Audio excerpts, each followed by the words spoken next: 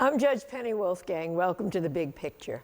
Football fans are ready to cheer Josh Allen and the boys for what we hope is a divisional playoff win on Sunday. We'll meet a man with one of the largest collections of Bills memorabilia, who has also penned a book about sports in our hometown. Then, why are so many nursing homes closing or being sold in New York State? We'll talk about important care for seniors. That and more right here, right now on The Big Picture.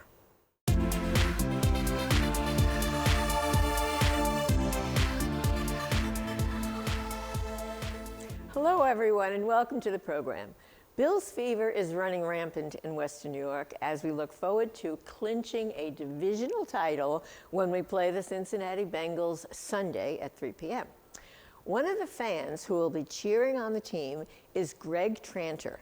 After retiring from a management position in insurance, he upped his game as a football historian, accumulating more memorabilia than anyone anywhere, becoming a board member of the Buffalo History Museum, as I am, and writing a new book titled The Buffalo Sports Curse, 120 Years of Pain, Disappointment, Heartbreak, and Eternal Optimism.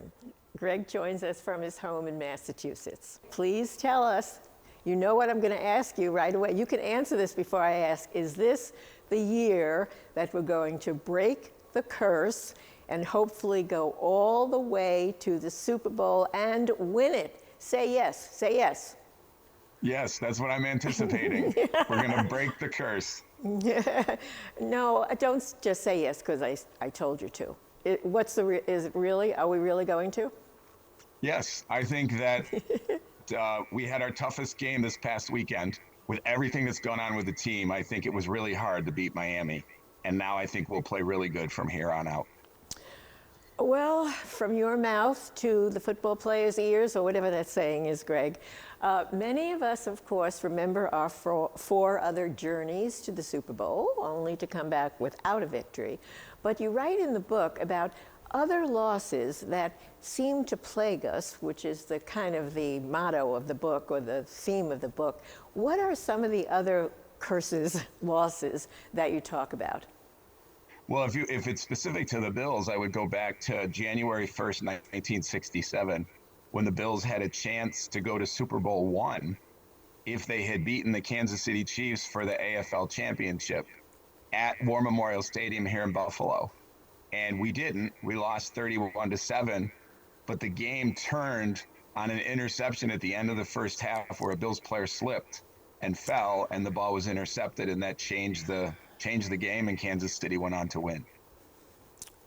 You also have curses, so to speak, besides football, which I think is interesting, for other sports, which, I don't know, we're cursed all over, but some of them I thought were interesting about the Sabres or what they might have been before, and even baseball. Yes, well, actually, the curse starts with baseball. Because Buffalo had an original franchise, or was supposed to have an original franchise in the American League when the American League was formed in 1901.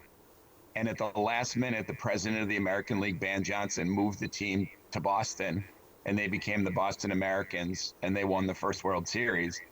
And Buffalo has never had a major league team, even though it's tried multiple times.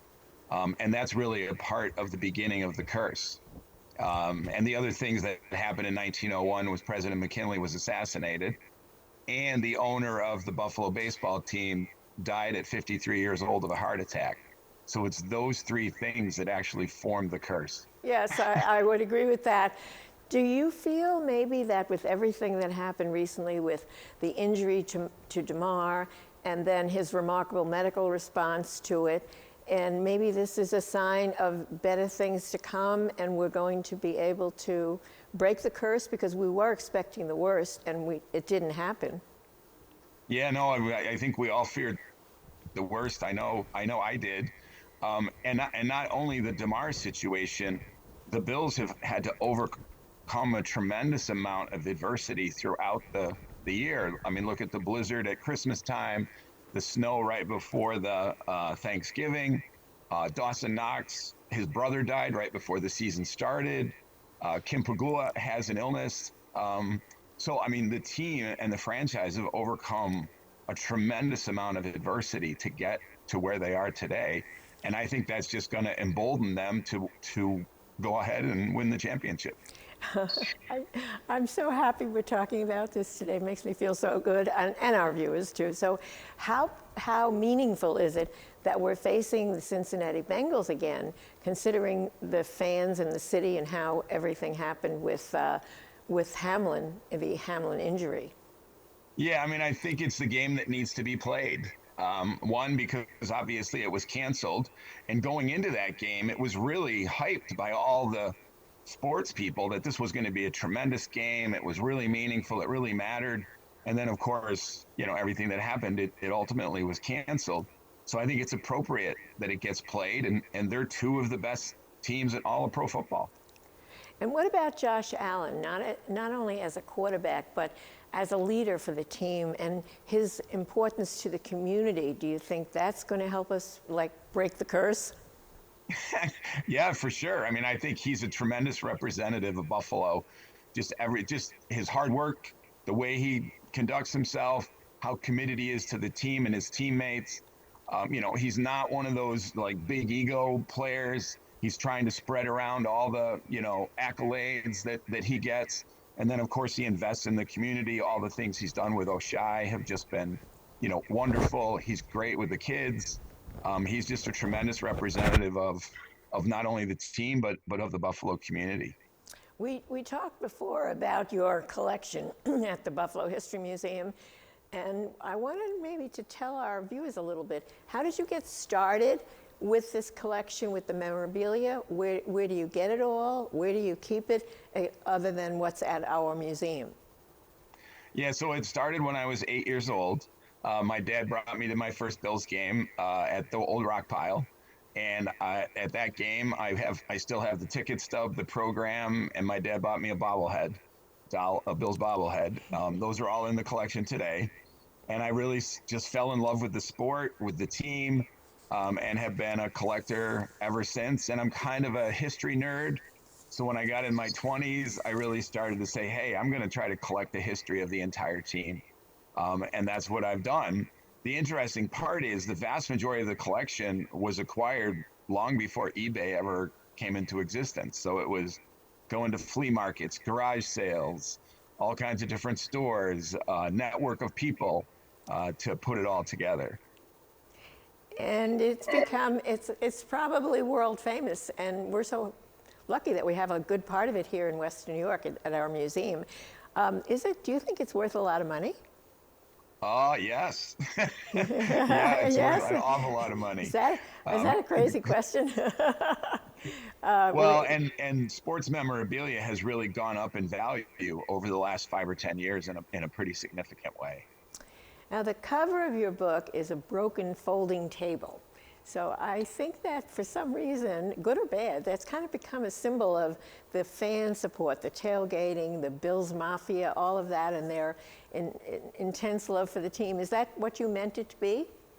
Yeah, it actually has a dual meaning. That's one of the meanings, is that, yep, it represents kind of the broken table and the Bills Mafia and just the loyalty of Buffalo fans for all their professional sports. But it also is a representation of broken dreams.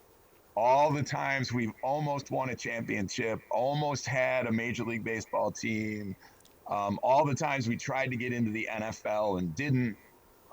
So it's it has a dual representation. How clever you are. So you have written other books and on memorabilia and other issues or points. What are they?